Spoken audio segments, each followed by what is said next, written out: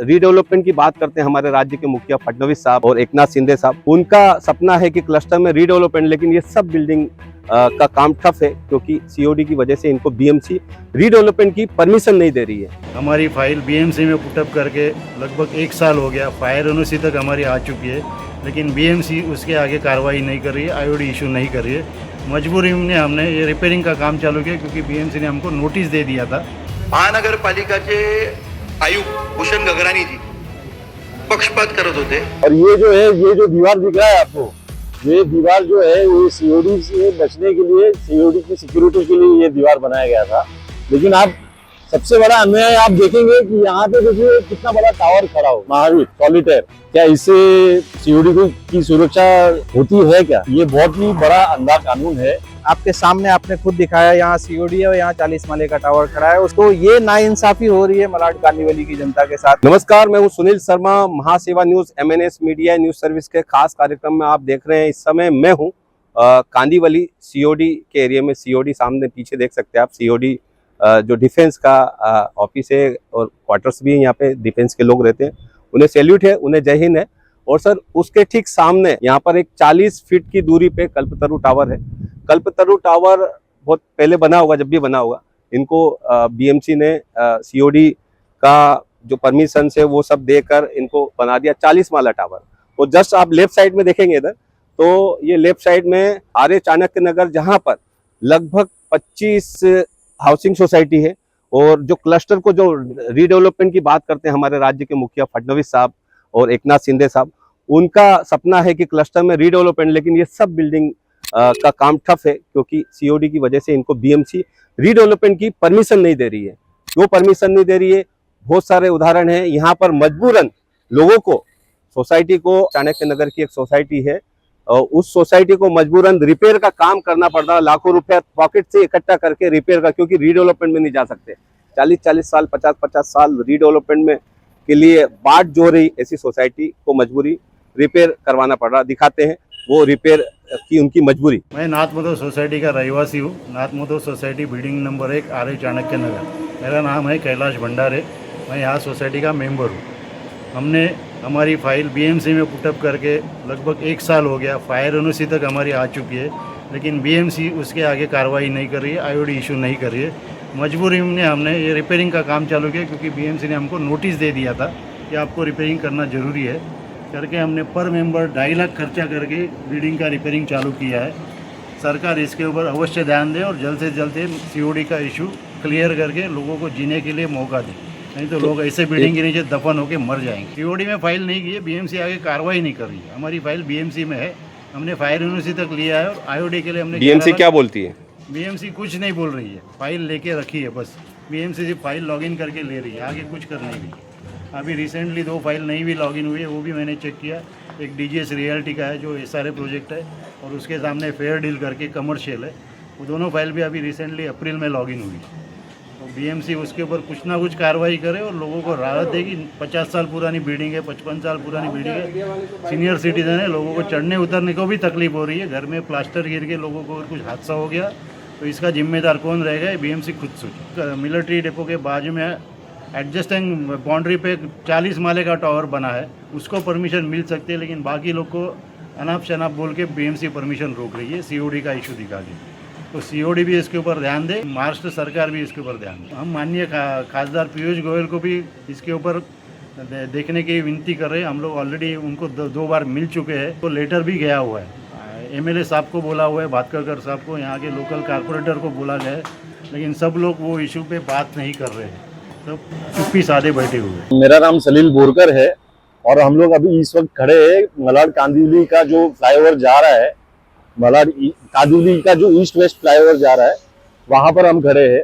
और ये जो है, ये जो दीवार दिख रहा है आपको, ये दीवार जो है ये सीओडी से बचने के लिए, सीओडी की सिक्योरिटी के लिए ये दीवार बनाया गया था।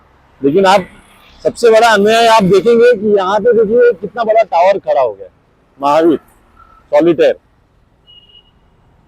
क्या इससे सीओडी की सुरक्षा होती है क्या? तो मैं ये बहुत बड़ा अन्याय है कि यहाँ पे एक तरफ आप दीवार खड़ा कर दे और यहाँ पे 40 माले का आपने टावर खड़ा कर दिया है। ये बहुत ही बड़ा अंधा कानून है। और बाकी सब जगह पे बीएमसी ने और सीओडी ने सब जगह पे बिल्डिंग कंस्ट्रक्शन पे 500 मीटर का रोक लगा दिया है। तो ये बहुत बड़ा अन्याय है। ये जो वॉल है, ये वॉल तो बहुत छोटा वॉल है, लेकिन ये 40 माले का टावर है। क्या यहाँ से आपको सुरक्षा फील हो रहा है क्या सीओडी को? मैं चाहता हूँ सरकार हमें भी परमिशन दे, जो 10 मीटर का जो कायदा है वो फिर से लेके आए और हमें भी परमिशन दे, या तो फिर इनके खिलाफ भी कुछ एक्शन लीजिए कि भाई इनकी खिड़कियां बंद करवाइए। क्या ये सुरक्षा है? हमारे साथ में ये पूरे जो मुंबई के मलाड और कांदीवली के जो सीओडी के इशूज पिछले 10 सालों से इस पर काम करने वाले एज एक्टिविस्ट आदित्य पाठक जी और सलील बोलकर दोनों हमारे साथ मौजूद हैं। और ये इस वक्त जो मुद्दा है गरमाया हुआ है। मुंबई महानगर पालिका में मुद्दा उठा। महानगरपालिकाचे आयुक्त भूषण गगरानीजी पक्षपात करत होते। त्यांना कायद्यामध्ये जे तरतूद आहेत ते आमच्या मलाड कांदिवलीला फॉलो नाही केलेलं आहे त्यांनी। ते फक्त ते वर्लीच्या INS शिकाराच्या इकडे मनोहर मेन्शन म्हणून एक प्रोजेक्ट होता त्याच्यावर त्यांनी केलं।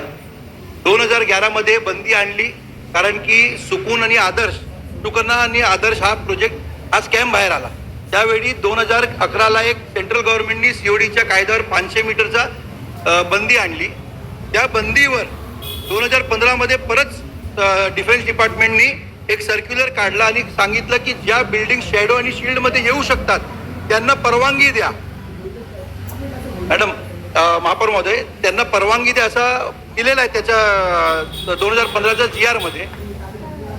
ते GR फक्त पूर्ण मुंबईमध्ये गेल्या 11 वर्षात एकच प्रोजेक्टसाठी यूज केलेला आहे आणि बाकी प्रोजेक्टसाठी नाही केलेला आहे।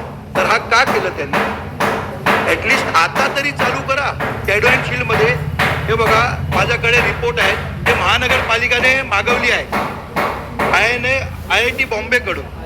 हा रिपोर्ट आहे जे शॅडो अँड शील्ड मध्ये बिल्डिंग येऊ शकतात किंवा येतात त्यांना परवानगी दिली पाहिजे असं तरतूद करून ठेवलेला तरी महानगरपालिका पॉलिसी पॅरालिसिस क्रिएट करतायत, डेव्हलपमेंट थांबून घेत आहेत। माझ्या पूर्ण 100% वॉर्ड हा सीओडी अफेक्टेड वॉर्ड आहे, त्यामुळे पॉलिसी पॅरालिसिस नाही।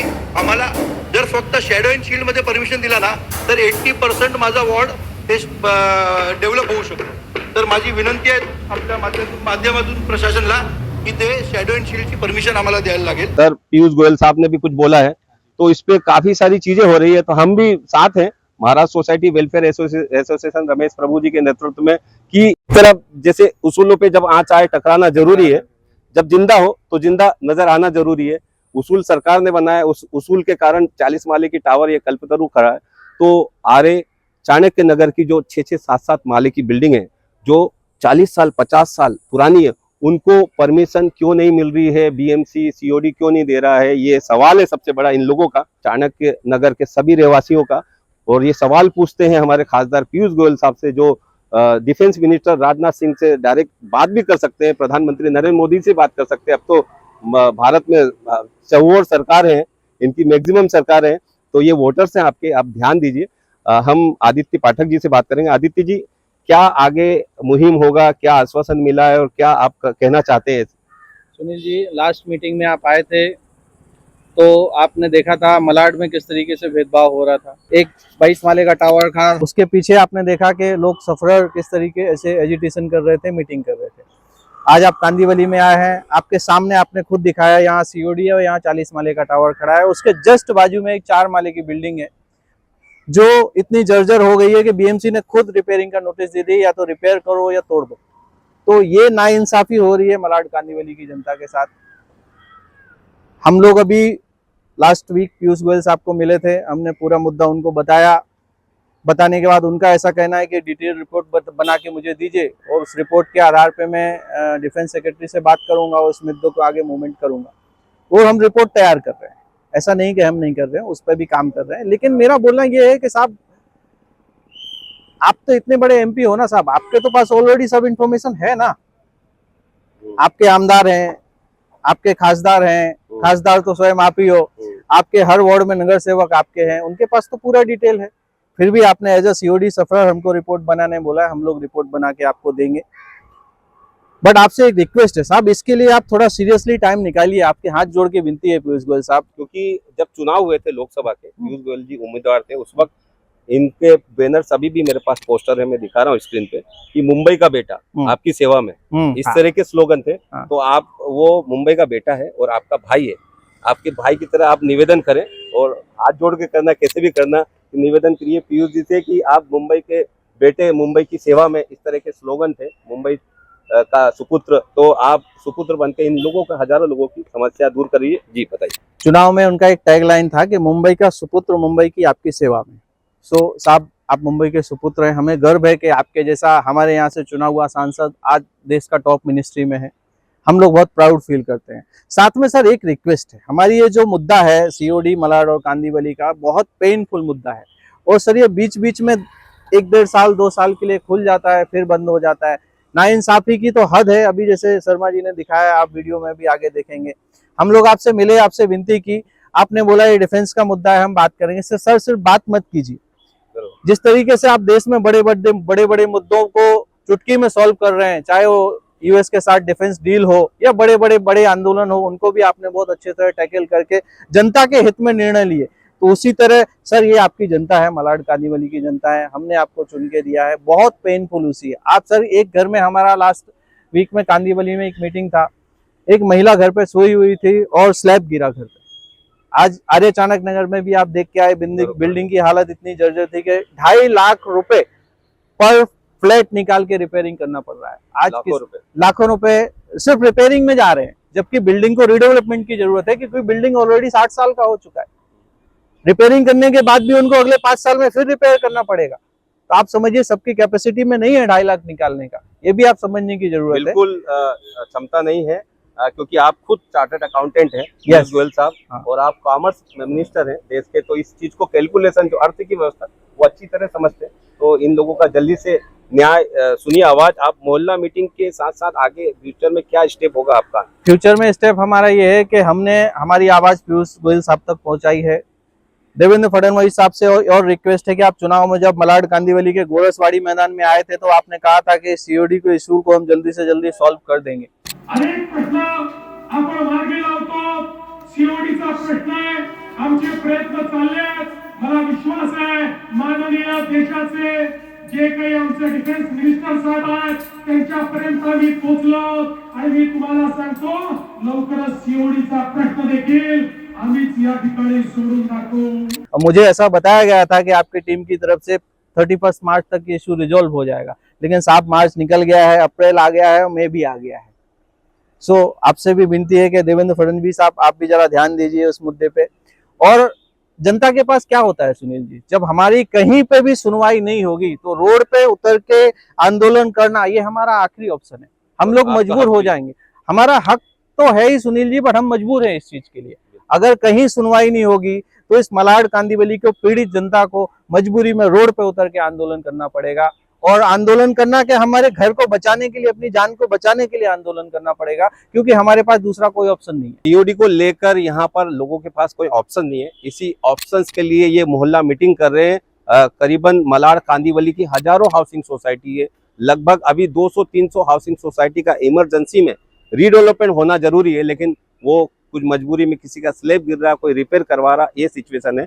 और ऐसे हालात में कवि दुष्यंत की बड़ी खूबसूरत लाइन है, तमाम जो ये वीडियो जहां जहां पहुंचेगा, जिन सीओडी अफेक्टेड बिल्डिंगों में पहुंचेगा, उनके लिए है कि हंगामा खड़ा करना मेरा मकसद नहीं, हमारा सभी का हंगामा खड़ा करना हमारा मकसद नहीं, हमारी कोशिश है ये सूरत बदलनी चाहिए।